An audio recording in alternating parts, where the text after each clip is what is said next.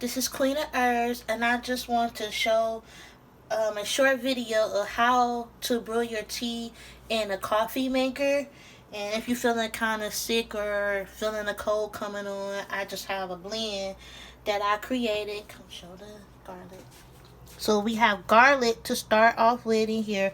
I just put in some fresh garlic cloves in there, and we're gonna put a teaspoon of enchina in here, which is good for like infections or anything like that you may experience.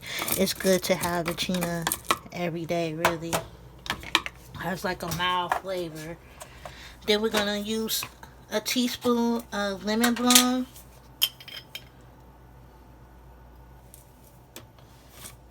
You don't need to use a lot in your coffee maker. You don't need to put a filter in the coffee maker if you don't want to,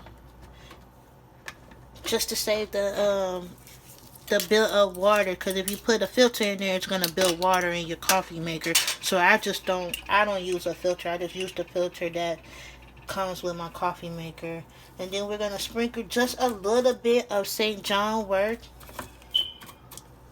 You don't need that because it's also an anti-depressant, so you don't want to use too much of St. John if you experience any depression. And then we're going to use some mullein. Mullein is good for your lungs. If you smoke, it helps get out any plaque that you want to get out of your heart, or any tart. This is a good herb to use on a daily, just to open up your airways of your heart. So I already put my water in here. I put 5 cups of water in my coffee maker, and that's basically it. And I'm going to plug it up.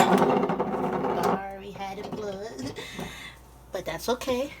And we're going to let that do its do.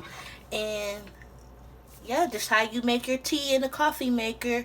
And thank you for enjoying the video. This is Queen of Herbs. You have a blessed one.